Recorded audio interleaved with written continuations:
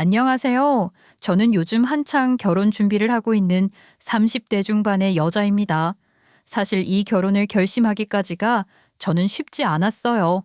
어쩌면 저는 평생 결혼을 못할 것이라고 생각한 때도 있었죠. 오늘은 문득 결혼 선배님들은 어떻게 생각하실지 궁금해서 사연을 적어봅니다. 과연 결혼은 뭘까요?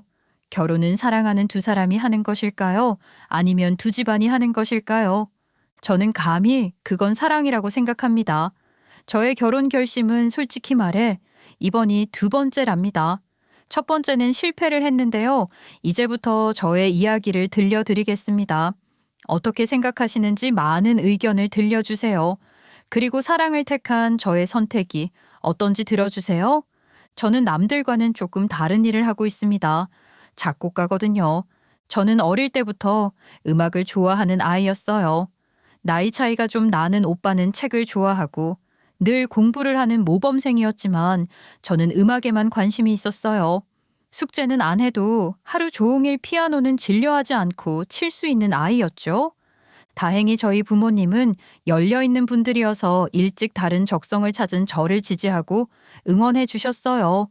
음대 진학을 권유하시기도 하셨지만 제가 하고 싶은 음악 하려고 공부를 하고 입시 학원을 다니기 싫더라고요. 그래서 제가 엄마에게 그랬죠. 엄마, 학원비 차라리 줘 주세요. 제가 그 돈으로 장비 사서 바로 일 시작하고 싶어요. 바로 작곡가로 데뷔해 볼게요. 나 한 번만 믿어주세요. 네? 뭐? 너 아직 고등학생이야. 학생이 왜 학생이겠니? 그리고 엄마가 잘 모르기는 하지만 그거 경쟁이 엄청난 곳일 거야. 돈 벌기가 쉬워? 왜 벌써 고생을 하려고 그래? 아휴, 입시 준비는 쉬워요. 힘들지, 돈도 많이 들지. 차라리 그냥 지금부터 바로 시작해서 부딪혀 볼래요.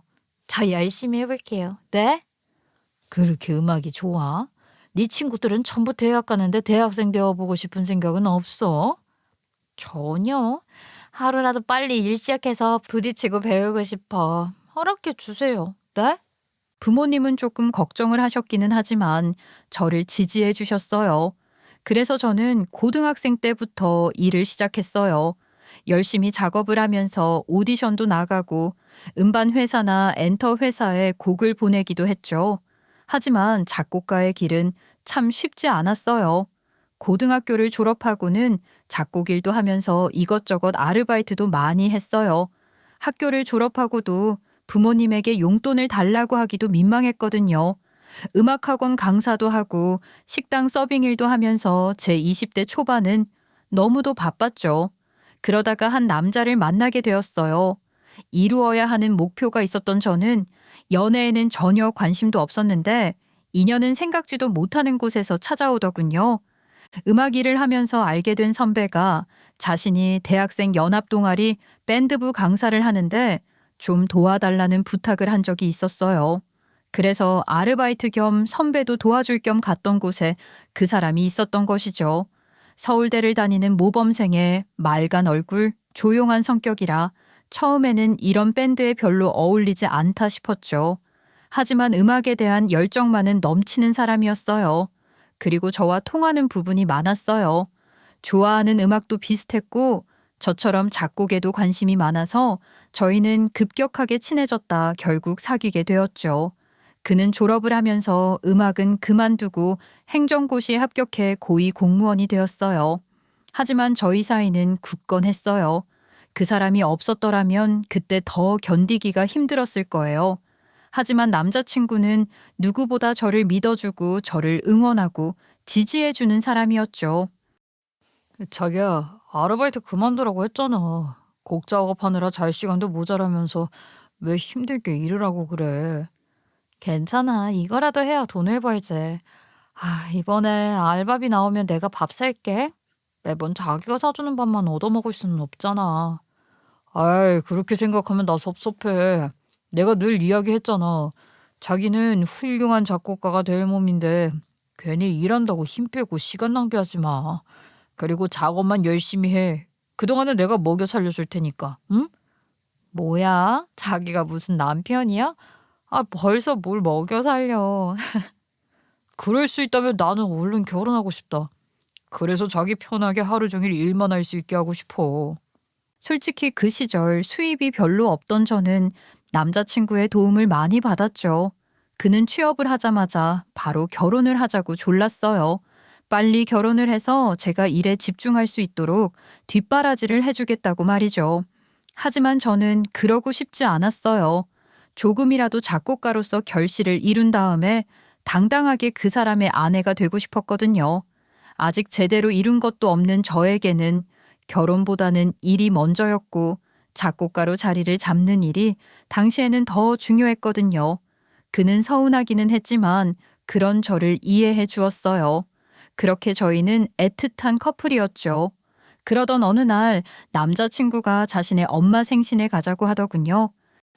이번에 우리 어머니 환갑이시잖아. 그냥 가족이랑 이모들만 불러서 식사하기로 했는데 자기도 같이 가자.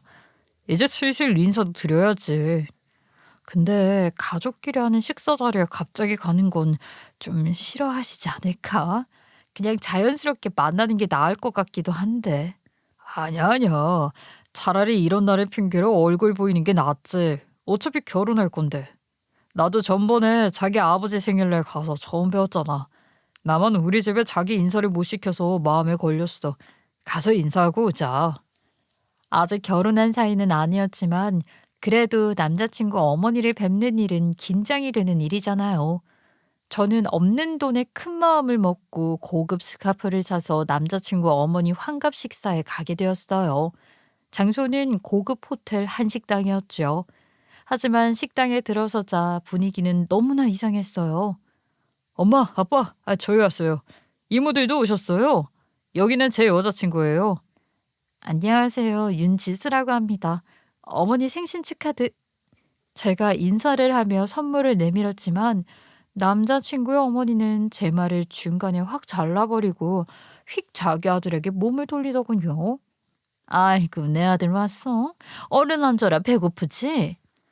저는 얼떨떨하게 선물을 내밀던 손을 허공에 뻗은 채 멍하니 있었어요. 남자친구의 어머니와 그리고 이모들은 저를 휙 밀어내고 남자친구를 둘러싸며 호들갑을 떨어대더군요.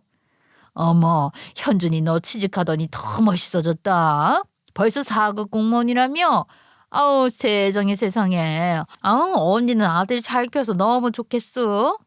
그럼 우리 현준이 같은 애가 어디 흔하니? 잘생겨, 키 커, 직장 좋아, 학벌 좋아. 어디 이만한 애가 있겠어? 아유, 아들 자랑은 여전하셔. 이제 좋은 여자 만나 잠깐만 가면 되겠네. 부잣집 딸들이 줄을 서겠어, 줄을. 이런 이야기를 하면서 저를 곁눈질을 하는데 기가 차더군요.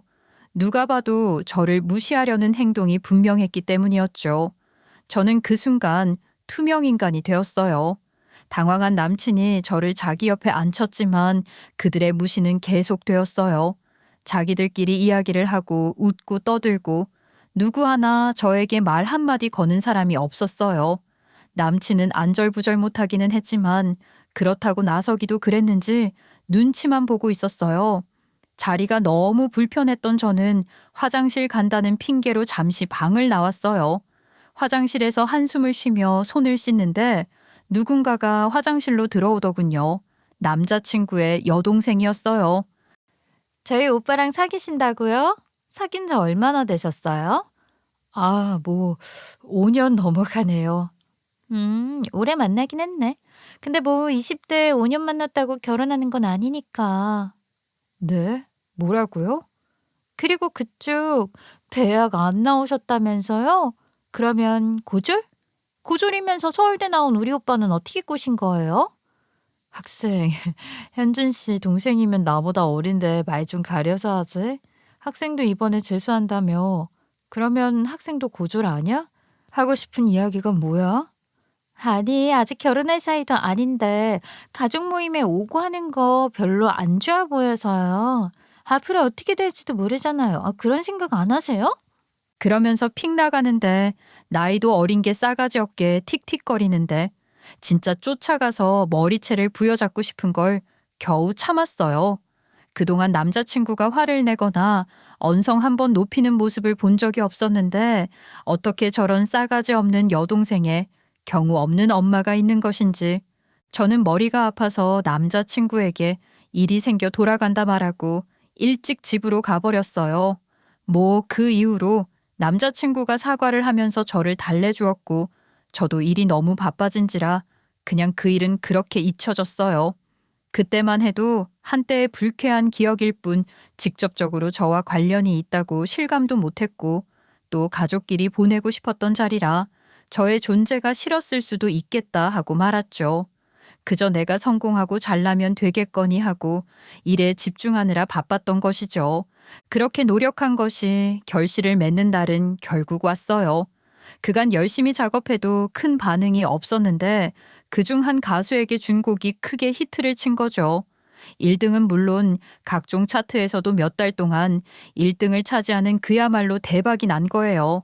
그 이후로 일은 술술 풀려갔어요. 작업을 한 노래들이 연달아 크게 히트를 친 거죠. 저는 바로 인기 작곡가가 되어 정신없는 날들을 보내게 되었어요. 작곡가로서 날개를 달게 된 거였어요. 제가 어느 정도 사회적 성공을 이루자 남자친구의 결혼 재촉은 더욱 심해졌어요. 제 일의 특성상 밤을 새는 일도 많고 화려한 가수들을 만나기도 하다 보니 불안하다고 했죠. 저 역시 이제는 결혼을 해도 되겠다 싶기도 했지만 당분간은 일에 집중하고 싶은 마음이 크긴 했어요. 저희 부모님 역시 너희가 나이가 많은 것도 아닌데 왜 이렇게 재촉을 하냐고 네가 너무 좋은 모양이라고 웃으실 정도였어요. 1년 뒤 저는 음악협회가 주는 작곡가상을 타게 되었어요. 이제는 정말 인정을 받는구나 싶어 어찌나 기쁘던지. 그리고 그날 저녁 남자친구는 반지를 사가지고 와 정식으로 프로포즈를 했어요. 간절한 얼굴로 반지를 내미는 긴장된 남친의 얼굴을 보면 저는 이제 이 사람 그만 힘들게 하고 결혼을 해야겠다는 생각이 들더군요. 일로도 인정을 받았으니 앞으로 이 사람과 함께 더 열심히 살면 되겠다고 말이죠. 그렇게 저희는 결혼을 정식으로 약속하게 되었어요. 제가 30을 간 넘긴 날이었어요. 제가 결혼을 진행하기로 하자 남자친구가 얼마나 행복해 했는지는 짐작하실 거예요. 저는 그렇게나 오래 졸랐으니 당장 다음 달이라도 식장을 잡을 줄 알았어요. 그런데 웬걸, 그러고는 한 달 가까이 별말이 없는 거예요. 저는 그 사이에 저희 부모님에게 이야기도 하고 같이 식사도 하고 그랬는데 말이죠. 뭐 언젠가는 하겠지 싶었는데 한 달 반이 넘어가도록 아무 말도 없는 게 답답해지더군요. 그런데 자기네 집에는 언제 인사가? 내년 봄 가기 전에 얼른 하자며. 아, 부모님이 요즘 좀 바쁘셔서 얼른 준비해야지. 현준 씨, 솔직히 말해. 무슨 일이야? 당장 내일이라도 식장 들어갈 것처럼 굴더니.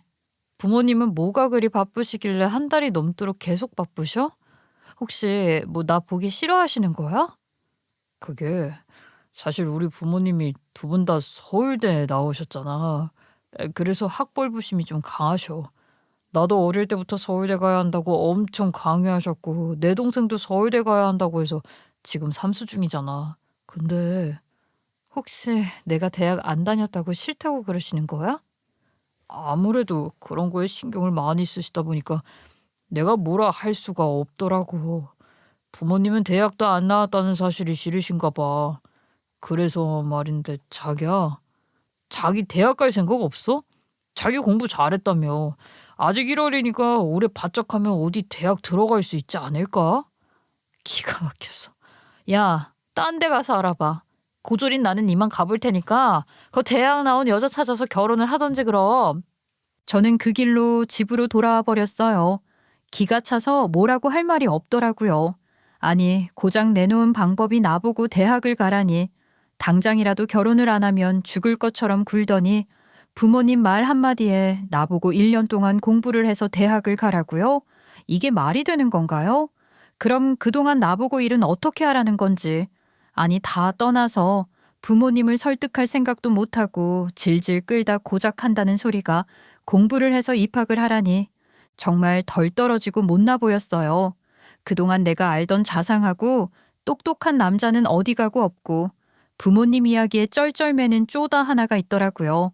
진짜 요새 말로 정뚝떨 정이 뚝 떨어지더라고요. 물론 그 이후로 남자친구가 불나게 전화를 해대고 문자며 난리를 쳐댔지만 짜증이 치솟아 저는 잠수를 타버렸어요. 친한 언니 녹음실에 틀어박혀 일주일 내내 작업만 했죠. 결혼한 지 5년이 넘어가던 언니는 제 이야기를 듣고 진지한 충고를 해주었어요. 물론 그쪽 부모님이 틀린 말 하신 거고 네 남자친구도 해결 방법을 잘못 가져온 거 맞아. 그런데 원래 어른들 그렇잖아.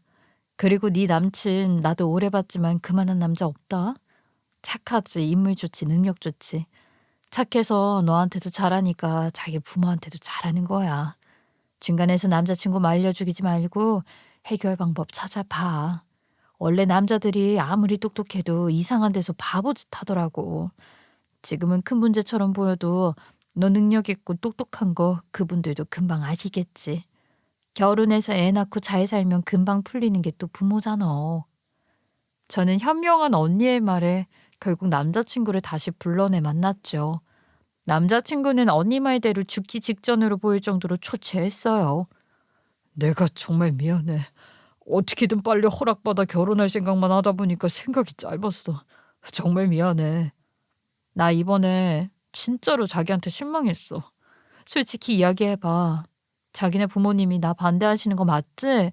내가 고졸이라서 싫으신 거 맞지? 다른 이유가 또 있어? 그래, 그런 분위기가 있긴 해. 두 분 다 학벌 많이 따지시고 아버지도 공무원에 나도 공무원이잖아. 내가 장남이니까 어릴 때부터 나한테 거는 기대가 크셨어. 그래서 어머니가 내 모든 일정을 관리하고 나는 부모님이 하라는 대로 하면서 살았지만 내 인생에서 내 뜻대로 한 건 딱 하나. 자기밖에 없어. 나는 자기랑 절대 못 헤어지고 무슨 일이 있어도 나 포기 못해. 그니까 제발 용서해줘. 제발.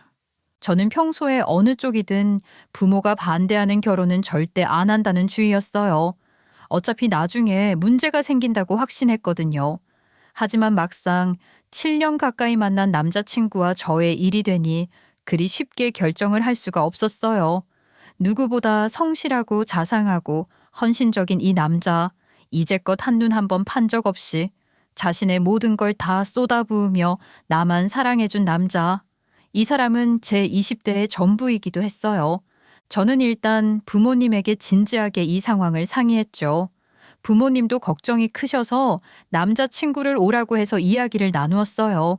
평소 부모님은 제 남자친구를 아끼고 좋아하셨어요. 하지만 아버지는 이 문제에 단호하시더군요. 만약에 현준이 자네 부모님이 끝까지 반대하시면 어쩔 건가? 사람이 한번 마음에 안 들면 끝까지 무슨 일을 해도 마음에 안 들 수 있는데 솔직히 그렇게 싫어하시면 니들이 결혼을 하면서 살더라도 문제가 점점 커질 거야.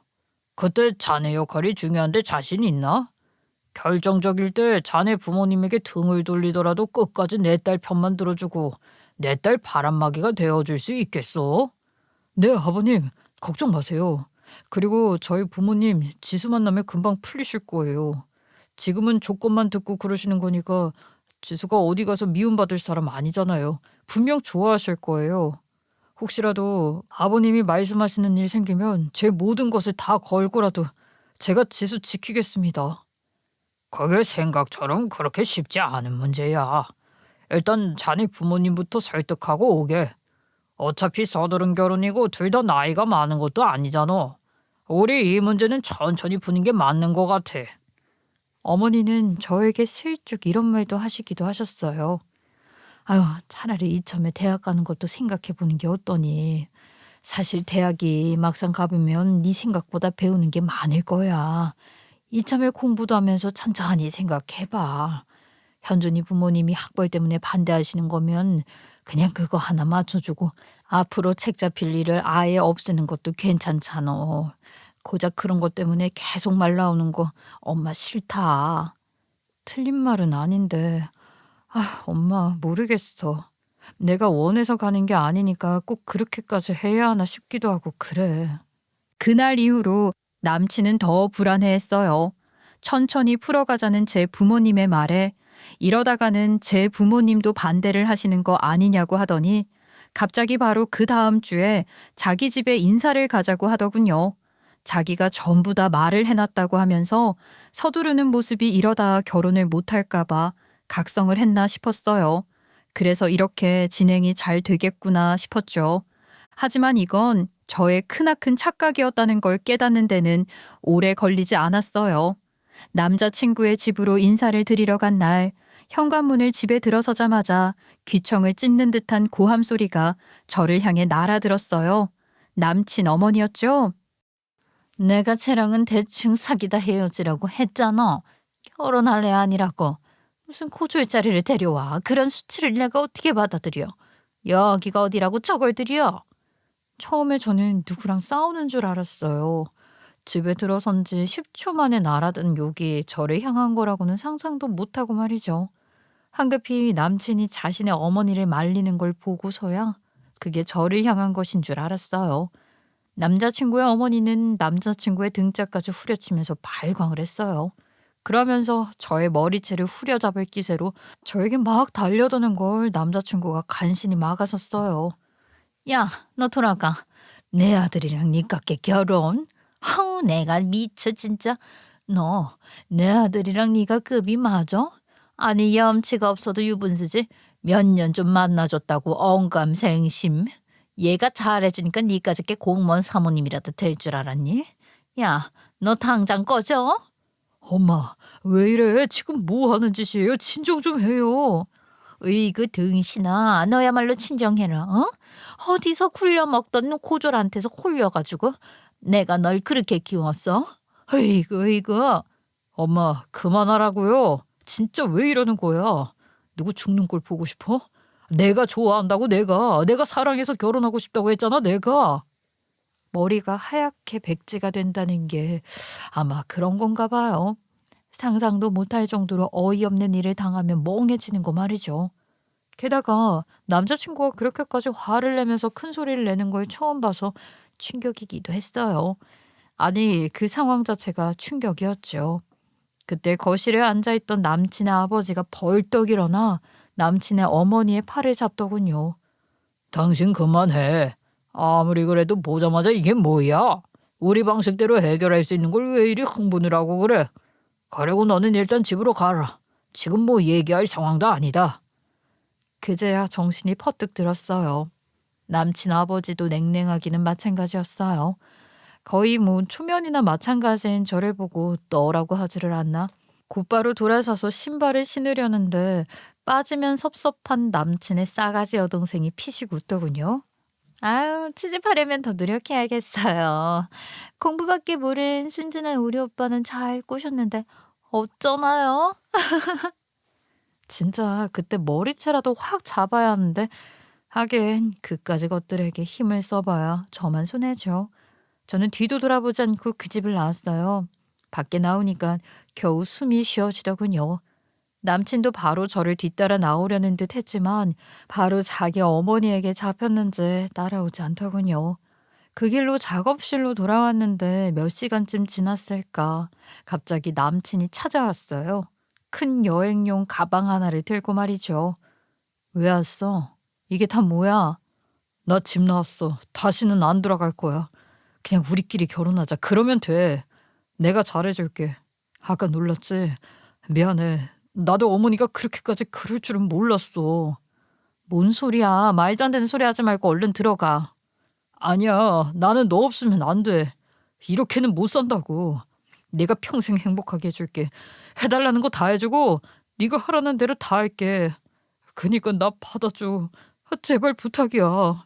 남친도 단단히 각오를 한 듯 아무리 이야기를 해도 도저히 말이 통하는 상태가 아니더군요. 저는 작은 오피스텔을 얻어 작업실로 쓰고 있었는데 저는 일단 그를 거기서 있게 하고 저는 본가에서 출퇴근을 하기로 했어요. 물론 그 사람과 같이 지낼 수도 있었겠지만 제가 그러기 싫었어요. 마음에 걸리는 것이 너무 많아 당분간 혼자 있고 싶기도 했거든요. 그래서 일단 여기 있으라 하고 저는 집으로 갔죠. 남자친구는 저를 이해한다고 하더군요. 저는 그 사람이 출근을 한 뒤 작업실로 나가 일을 하고 그 사람이 퇴근해서 돌아오기 전에 집으로 퇴근을 해버렸어요. 그는 서운한 내색을 하거나 저에게 이야기를 하자고 조르지도 않고 제가 풀릴 때까지 기다리겠다며 묵묵히 좁고 불편한 그곳에서 출퇴근을 하며 생활했어요. 그렇게 일주일 정도 지났을까 모르는 번호로 전화가 계속 왔어요. 남자친구의 어머니였죠. 전화를 받자마자 대뜸 당장 봐야겠으니 나오라고 시간과 장소를 통보하더군요. 내키지 않았지만 그래도 일단 나가보기로 했죠. 왔니? 현준이 그 자식 너한테 갔지? 안 봐도 뻔하니까 거짓말 할 생각 말고. 같이 있는 건 아니고 제 작업실에서 지내고 있어요. 너 진짜 대단하다. 애를 어떻게 구워 삶았기에 우리 아들이 평생 안 하던 짓을 다 하고 그러니? 하긴 7년 동안 만난 걸 보면 보통이 아니라는 걸 알긴 알았지만 아휴 속 터져 진짜. 자 이거나 받아라. 남친 어머니는 제 앞에 종이 몇 장을 툭 던졌어요. 제 얼굴을 보는 경멸스러운 눈빛과 차가운 말투, 업신여김으로 가득한 태도, 저도 슬슬 열이 받기 시작하더군요. 이게 뭔데요? 뭐긴 뭐야. 네가 결혼 전에 해야 할 것들이지. 결혼 후에 지켜야 할 덕목도 있다. 우리는 못 배워먹은 행동은 절대로 용납 못하니까 공부 좀 해. 네? 말기 못 알아먹어? 머리가 나빠서 이해가 안 되는지. 그놈의 결혼 하라고 우리가 졌다고 졌어. 대신 현준이 당장 집으로 보내라. 이제 속이 시원하니? 남이 보면 무슨 선심 쓰는 줄 알았을 거예요. 아랫사람에게 큰 거 베푸는 걸로 말이죠. 저는 남친 어머니가 던져준 종이를 펴보았어요. 내용이 기가 찼어요. 결혼 전까지 대학 입학 합격증을 가져올 것, 단 인서울 4년제, 학교 다닐 동안은 장학금을 받을 것, 평균 성적은 상위권으로 유지할 것, 매일 아침 안부 전화를 할 것, 그리고 생일에 어쩌고, 어버이날 어쩌고 저쩌고, 뒷장은 더 최악이었어요. 끝도 없는 혼수 목록이 나열되어 있더군요. 이참에 집만 빼고 다 바꿀 기세로 가정과 가구는 물론 숟가락 젓가락에 지들 명품 옷과 가방까지 입이 떡 벌어졌어요. 이걸 전부 다요? 너 돈은 잘 번다며. 어쩌겠니? 모자라는 학벌 돈으로라도 때워야지. 너 우리 집 알지? 우리 집은 대대로 서울대 출신의 거위 공무원만 했어. 현준이 아빠도 서울대 나와서 법원 행정고시 출신이다. 지금 법원에서 고위 공무원으로 일한다고. 법원 판사들도 다 우리 현준 아빠 앞에서 벌벌 떨면서 얼마나 깍듯한지 알아? 나도 서울대 나와서 선생님하다 퇴직했지. 내 아들도 서울대 출신 행정고시 패스한 인재지. 내 딸도 내년에는 서울대 들어갈 거고. 이런 내가 어쩌다 너 같은 고졸 며느리를. 아우 짜증나. 아무튼 결혼하려면 너 이거 다 지켜. 그러고는 남친 어머니는 짜증이 가득한 얼굴로 일어나서 가버렸어요. 저는 그때 확신했어요. 이건 아니라는 걸 말이죠. 집으로 돌아오니 오랜만에 오빠가 와 있더군요. 늘 일이 바빠 회사 근처에 자취를 하느라 평소에는 얼굴 보기가 힘들거든요. 저는 차마 부모님에게 이야기할 수 없어 오빠에게 그간 있었던 자초지종을 이야기했어요. 나이 차이도 나고 굉장히 이성적이고 차분한 성격이라 늘 저의 상담 상대이기도 했거든요. 끝까지 제 이야기를 들은 오빠는 제가 받아온 종이를 보더니 인상을 구겼어요. 당장 가자. 그 수모를 어떻게 그냥 넘겨? 내가 해결할게. 아니 오빠 이건 내가 해결해야지. 그냥 하루만 시간 좀 내줘. 혼자 가기는 좀 그래. 알았어. 오늘 내가 갈 테니까 문만 열어놔. 저는 그 길로 남자친구 호출했어요. 그리고 남자친구 짐을 챙겨 그 사람 집으로 갔죠. 그는 반대했지만 가출은 더 이상 안 된다. 일단 가서 이야기하자 설득했어요. 저희가 남친 집에 도착해서 집으로 가니까 남자친구 아버지는 여전히 소파에 앉아 저를 본 척만 척, 남친 어머니는 피식하고 웃더군요. 너 요령이 대단하구나. 벌써 와. 기가 막혀. 결혼이 급하긴 하구나. 그게 무슨 소리야. 오늘 엄마가 오빠 당장 집으로 보내라고 했잖아. 엄마랑 만난 지 반나절 만에 우리 전화도 안 받는 오빠를 바로 데려오고. 진짜 결혼으로 팔자고 치려고 작정했나 봐. 하긴 가방끈 짧고 가진 거 없으면 이렇게 열심히 살아야지. 와, 대단하다. 됐어. 야, 너는 이만 가. 우리 식구끼리 할 얘기 있으니까 물집까지 들어와. 오늘 들을 말씀이 있으니까 제 이야기 잠시만 들어주세요. 부탁드립니다. 저는 끓어오르는 부하를 참으며 이야기를 했죠. 투덜대는 남자친구의 어머니와 여동생을 거실에 있는 남자친구 아버지 곁에 겨우 앉히고 저는 입을 열었어요. 저 이 결혼 못해요. 아니 안 해요. 그리고 이딴 거 지킬 마음 없으니까 허락할 필요 없어요. 저는 오전에 남친 어머니가 준 리스트를 꺼내 바닥에 팽개쳤어요. 그리고 남친에게 이랬죠. 나 이딴 취급까지 받으면서 결혼할 이유 없어. 우리 여기까지 하자. 끝내. 야, 아이고 듣던 좀 반가운 일이다. 반가운 일이야. 얘기 다 했으면 가. 고작 그런 얘기하려고 여기까지 와서 앉아라 마라 시건방지게. 끝까지 기대를 저버리지 않는 그들의 반응을 보고 저도 자리에서 일어나려 했어요. 그때 자신의 엄마가 준 리스트를 본 남친이 기겁을 하며 저를 붙잡았어요. 아니야. 이러지 마. 내가 막아줄게. 내가 인연 끊고 잘하겠다고 했잖아. 왜 이래? 이거나 내가 왜 이런 취급까지 받아가며 결혼을 해? 이런다고 우리가 잘 살 수 있을 것 같아? 내가 잘할게. 나만 믿어줘. 제발. 남친이 저를 붙잡고 늘어지자 시어머니가 악을 쓰더군요. 눈앞에서 그 꼴을 보니까 도저히 참을 수가 없었던 모양이었어요. 야, 너 안나? 네가 뭔데 그까짓 거에 매달려? 뭐? 인연을 끊어? 이놈의 자식이 진짜 미쳐도 곱게 미쳐야지. 야! 어머니, 제발요. 왜 이러세요? 순식간이었어요. 그 어머니는 갑자기 저에게 다가오더니 쫙 하고 제 뺨을 날렸죠. 눈앞에서 별이 반짝이더라고요. 너무 순식간이라 악소리도 안 나왔어요. 이래도 네가 내 아들 옆에 붙어 있을 거야? 구질구질하게 하지 말고 당장 꺼져. 지금 쇼하는 것도 아니고 배운 게 없으니까 하는 짓도 저질이야.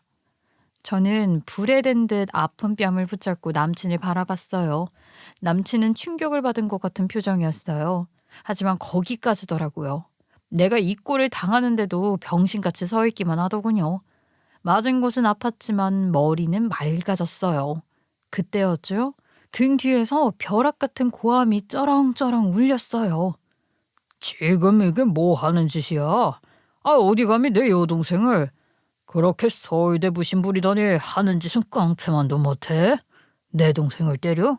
니들이 뭔데? 저는 혹시라도 이런 일이 있을까봐 현관문을 열어놓았거든요. 그리고 오빠에게 적당한 시간이 지나도 제가 안 나오면 저를 데리러 와달라고 했어요. 그런데 하필 제가 뺨을 맞은 걸 봐버린 거였죠. 오빠는 곧바로 남친에게 다가가더니 멱살을 부여잡고 곧바로 바닥에 패대기를 쳤어요. 야, 뭐? 무슨 일이 있어도 지켜? 니까짓 게 지키기는 뭘 지켜?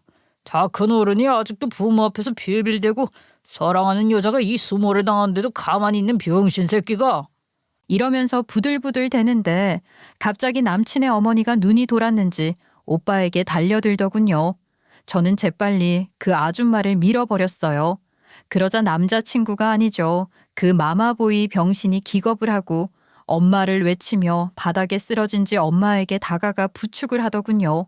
그 여자는 아이고 허리야 이러면서 대굴대굴 구르고 저는 오빠가 그 여자에게 맞을까봐 그냥 막아선 것뿐이에요. 쇼를 하는 그 여자와 거기에 쩔쩔매는 등신을 보고 있자니 웃음도 안 나왔어요. 그때 갑자기 남친 아버지가 벌떡 일어나 경악을 하더군요. 윤 판사님이 여기 어떻게? 심의관님 여기 계셨군요. 제 동생에게 그렇게 고위공무원이라고 자랑을 하셨다더니 이러려고 그러셨나요? 평소에도 학벌만 따지고 직원들 그렇게 괴롭힌다고 하시더니 학벌 안 좋은 내 여동생은 갈 테니 잘들 사세요. 그러자 이번에는 남친 아버지가 오빠의 팔을 붙잡더군요. 판사님 오해가 있는 것 같으신데 판사님 여동생인지 저희가 미처 모르고. 그러면 뭐가 달라집니까? 예? 그러면 결혼시키게요. 아니요. 이 결혼은 이제 저희 집이 절대 반대입니다. 가자 지수야. 이렇게 나오는데 마마보이 병신이 제 손을 잡더군요. 제발 이러지 마. 상황을 이렇게까지 최악으로 만들 건 없잖아. 이렇게까지 하면 앞으로 어떻게 나랑 결혼 안 할 거야? 안 해. 너랑 결혼 안 할 거고 하기도 싫어. 최악? 이건 우리 결혼 생활의 맛보기야. 내가 니네 부모님한테 잡돌이 당할 때 입도 뻥끗 못하고 내가 뺨 맞아도 어버버하는 니 꼬라지 우리 결혼 예고편이라고. 이렇게 최악으로 만든 건 너랑 니네 부모님이야. 나는 이런 막장 영화 예고편만으로도 충분하니까 이제 그만할 거라고. 등신 같은 너를 믿고 내가 어떻게 결혼을 하니? 미쳤어? 저는 비웃으며 손을 확 뿌리치고 오빠와 함께 그 집을 나왔어요. 속상한 점이 하나도 없었다면 거짓말이겠죠. 하지만 가슴이 시원했어요. 저는 그 뒤로 작업실을 빼고 조금 쉬기로 했어요. 오랜 연애를 정리하는 시간이 필요하기도 했고 이래저래 속이 시끄러웠기 때문이죠. 그리고 그놈의 대학 내가 가보고 이야기해야지. 학벌 소리 지겨워서 맘을 잡고 공부를 시작했어요. 그 인간들 고졸 소리가 지겹기도 했고 솔직히 사회에서도 은근 학벌 차별을 겪은 적도 있었거든요. 내가 못 간 게 아니라 안 간 거라고 당당해지려면 그놈의 대학 내가 가고 만다. 가자마자 그냥 확 그만둔다. 이를 갈고 공부에만 집중했죠. 이래저래 머리 아픈데 다 신경 끄고 하나에 집중하는 게 오히려 도움이 되기도 했고요. 그 집에서 그 난리를 친 며칠 뒤 전 남친의 아버지가 제 오빠를 찾아왔다고 하더군요. 오빠는 공부를 잘하는 모범생이라 말씀을 드렸죠.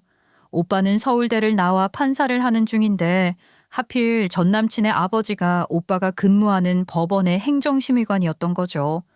제가 전 남친 아버지 이야기를 하자마자 오빠가 찾아보았다 하더라고요. 판사들도 그 앞에서는 벌벌 떤다더니 알고 보니 뭐 중간급 정도 되는 공무원이라고 했어요. 탄탄한 직장의 법원직 공무원이라 나쁜 건 아니지만 그렇다고 판사급은 절대 아닌 거였죠. 그랬던 사람이 오빠에게 찾아와 사정을 하더랍니다. 판사님, 저희가 정말 신뢰가 많았습니다. 제발 여동생분 마음 좀 돌려주실 수 없으실까요? 제가 이렇게 부탁을 드립니다. 그게 무슨 말도 안 되는 소리세요? 제 여동생이 그렇게 싫으시다면서요?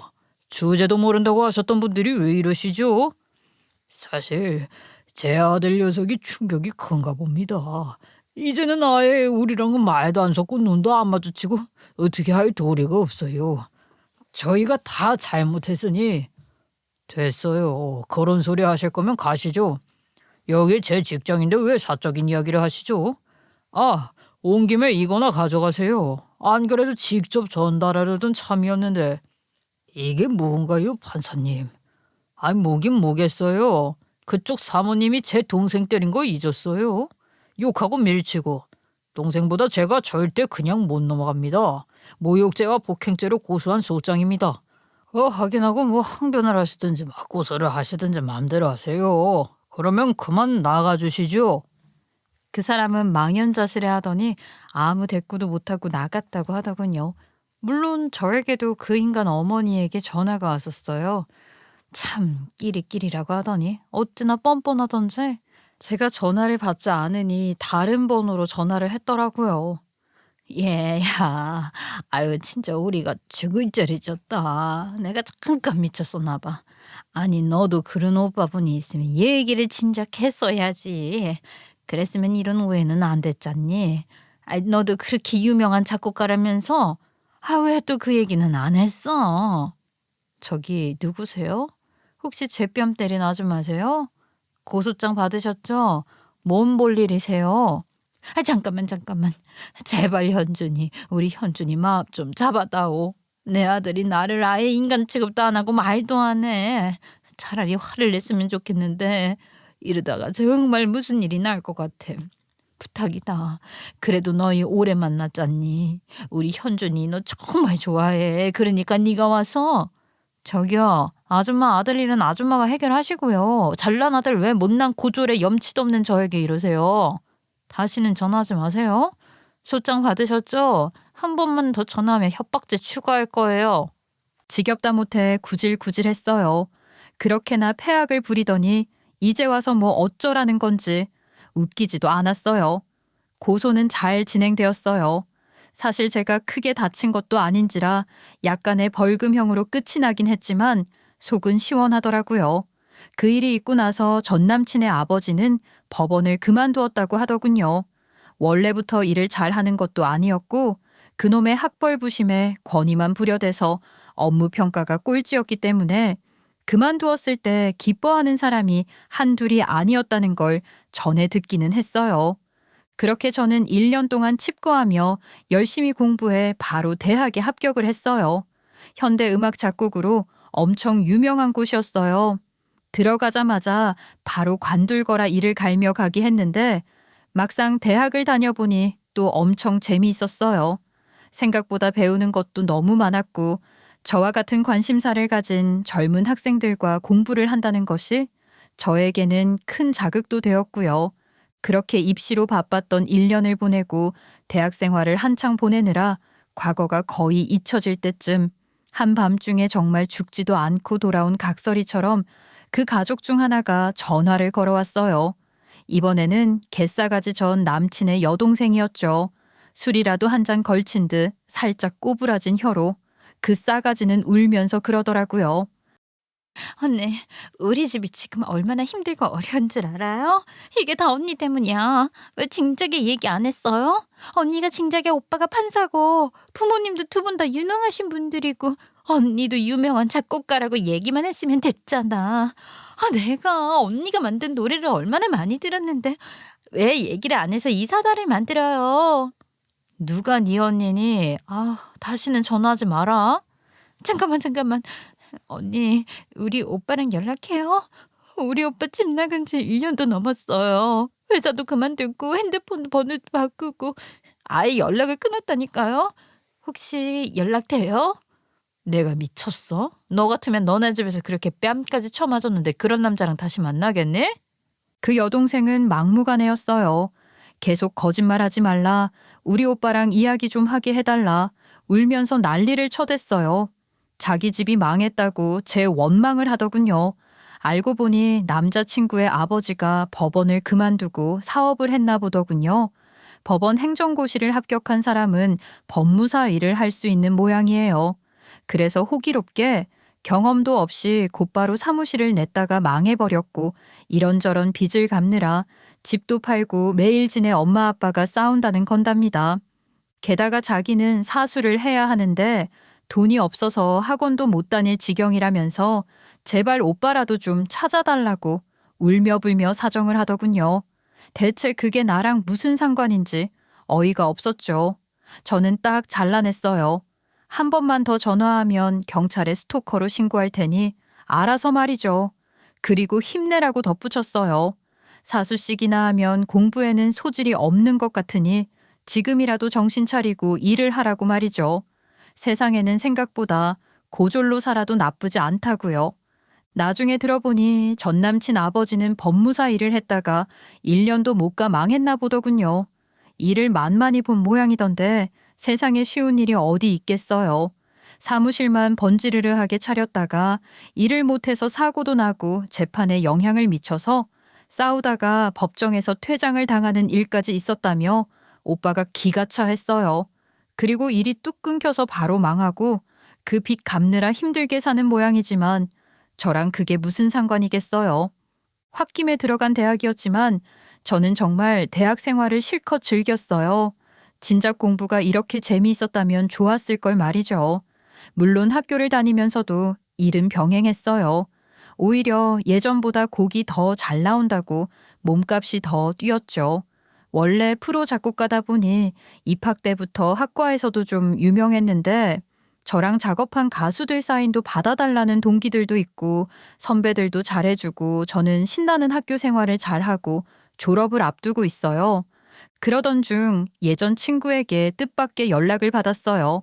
전 남친을 만났던 밴드에서 일할 때부터 친하게 지내던 친구였는데 그 친구는 우리 사이의 이야기를 다 알고 있었죠. 그 친구는 너도 알아야 할 것 같다며 전 남친의 소식을 전해주더군요. 현준이 걔 유학 갔어. 아무에게도 연락 안 하고 가기 전에 나에게 잠깐 들렸다 갔어. 걔가 가족들하고 아예 인연 끊은 건 알아? 현준이가 그러더라고. 평생 동안 하고 싶은 것도 못하고 엄마가 시키는 대로 살았는데 그게 얼마나 어리석었는지 깨달았다고. 인생에서 가장 소중한 걸 잃고 나니까 다 허무해졌다고. 이제부터 자기가 하고 싶은 거 하면서 살 거래. 현준이 걔도 원래 음악 공부하고 싶었는데 포기했나 보더라고. 그래서 외국에서 음악 공부하고 다시는 한국으로 안 들어올 거라고 하더라고. 지수는 안 보고 가냐고 했더니 면목이 없다고만 하고. 전 남친이 아예 전부 정리하고 외국으로 떠나버린 걸 안전 남친 집안은 난리가 났다고 하네요. 특히 그 어머니가 울고불고 친구에게 전화 와서 난리를 치는데 자기도 모른다고 해명하느라 죽을 뻔했다고 했어요. 저는 그냥 알았다고만 했어요. 자기 인생을 가장 사랑해야 한다는 걸 진작에 알았으면 좋았겠지만 어쩌겠어요. 그 사람과 저는 인연이 아니었던 걸요. 잘 살겠죠. 저는 최근에 영화 음악 일도 새롭게 시작하게 되었어요. 저의 학교 생활을 유심히 지켜보신 여자 교수님이 한 분 계셨는데 하루는 저를 부르시더니 영화 음악 작업을 한번 해보시라고 권유를 하셨죠. 그러면서 신인 감독도 한 분 소개를 시켜주셨죠. 낯선 분야라 걱정을 하다가 교수님 격려로 일을 시작했는데 의외로 일이 재미있었어요.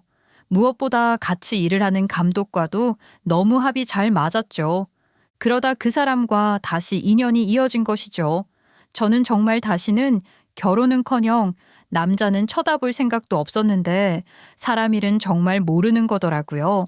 일을 하면서 자연스럽게 만나 이어진 인연은 그렇게 물 흐르듯 다시 제 인생으로 들어왔어요. 그런데 놀라운 사실을 알게 되었죠. 그 감독이 바로 교수님 아들이었던 거였어요. 갑작스러운 식사 초대를 받아갔다가 나타난 교수님을 보고 경악을 하자 교수님이 깔깔 웃으셨죠. 내가 너 입학할 때부터 찍은 거 몰랐지? 요즘 잘 나가는 작곡가라길래 봤는데 애가 얼마나 똘똘하고 이쁘던지. 내가 그래서 너 며느리감으로 찍어놓고 내 아들이랑 엮으려고 얼마나 고민을 했는지 너는 모를걸? 드디어 둘이 이렇게 이어지고 보니 진짜 세상 부러운 게 없다. 아들, 진짜 네가 지수를 꼬실 수나 있으려나 내가 걱정이 컸는데 쿰뱅이도 재주가 있다더니 너 키운 보람이 오늘에야 있는 것 같아. 제가 얼떨떨하게 있는데 남자친구가 투덜대며 이러더군요. 봤지? 우리 엄마가 얼마나 구박했는지 몰라. 내가 너 못 꼬시면 아들도 아니라고 넌 남자도 아니라고 나가 죽으라고 했다가 또 하루는 하긴 너 같은 게 어떻게 지수를 만나겠냐고 자기가 욕심이 컸다고도 했다가 다음 날은 너는 용기도 없냐고 구박하고 아 진짜 나도 애 같아 죽겠는데 엄마까지 이러니까 내가 진짜 죽을 맛이었다고. 그니까 자기 나 버리면 안 돼. 그러면 나 진짜 엄마한테 죽을지도 몰라. 이러면서 교수님과 남자친구가 양쪽에 매달려 졸업하자마자 결혼을 하자 졸랐어요. 제가 망설이자 교수님, 아니 어머님이 매일 불러서 밥 사주고 술 사주면서 저를 설득하시기까지 하셨어요. 너 결혼만 하면 내가 이렇게 밥도 사주고 술도 사주고 아이 그래 집안일은 저기 저놈 다 시켜. 너는 이 이쁘고 귀한 손 곡 작업만 하거라. 그리고 가끔 나랑 이렇게 밤새 음악 듣고 음악 이야기만 하자. 어때? 행복하겠지? 뭐 갖고 싶은 거 내가 다 해줄게. 응? 그냥 너는 몸만 들어오면 돼. 엄마, 나랑 결혼할 사람인데 왜 엄마가 이 사람이랑 놀 생각을 해? 자기야, 명심해. 자기는 나랑 결혼하는 거고 내 거야. 자꾸 우리 엄마랑만 놀면 나 진짜 곤란해. 이러면 자기 데리고 내가 외국으로 도망가는 수가 있어. 으이씨구, 그럼 나는 못 가는 줄 아니? 나는 더 좋다. 나도 외국 가서 살지 뭐. 나가면 너 영화 작업할 동안 내가 지수랑 놀면 되겠네. 아이고, 두 분 그만하세요. 얼른 졸업하고 결혼할게요. 교수님 집 근처에 살 거니까 걱정 마시고요. 자기도 주책 그만 부려줘. 이런 애정은 처음이라 어색하기도 하지만 또 그만큼 저를 이뻐하시고 좋아하시는 마음이 느껴져서 고맙고 또 너무나 행복해요. 저는 변한 게 없는데 저를 있는 그대로 이렇게나 좋아해주는 사람들을 만난 것에 정말 감사할 뿐이죠. 전 남친네 아버지는 그 이후로 보험을 하는 중이라 하더군요. 자신이 근무했던 법원까지 찾아와서 영업을 하려 했던 모양인데 평소에도 그 사람을 좋아했던 직원들이 없어서 아무도 안 만나 주었다고 해요. 결국 명함만 두고 법원 안에는 들어가지도 못하고 그냥 돌아갔다죠. 그러자 돌아가며 엄청 전화를 해댄 모양인데 한 직원이 오빠에게 이랬다고 해요. 판사님 혹시 모르는 전화번호로 전화 오면 절대 받지 마세요. 예전 박심희관님 아시죠? 그분이 보험 영업을 하시는데 찾아와도 만나주는 사람이 없으니까 매일 전화를 해대서 직원들이 전부 골치예요. 어쩌면 판사님에게도 전화할지 몰라요. 저한테요? 설마요? 지금 뭐 보험하신대요? 네, 아시죠? 법무사도 벌금 맞아서 못하게 된 거. 그러게 공부 좀 하라고 했더니 그까지 법무사 일도 아니라면서 건방 떨다가 난리 났죠 뭐. 지금 빚이 너무 늘어서 집도 팔고 월세방에서 아내고 딸이고 전부 일하느라 사정이 너무 힘들다고 하소연하고 다닌대요.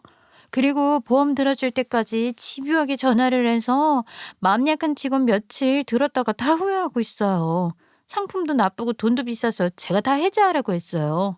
그분은 보험 일도 못 하시더라고요. 아유, 제 남편이 보험 일을 해서 좀 알거든요. 암튼 그 판사님도 조심하세요. 정 판사님이랑 최 판사님에게도 전화를 했대요. 아유, 제가 이런 말은 그렇지만 점점 노가 지나치더라고요.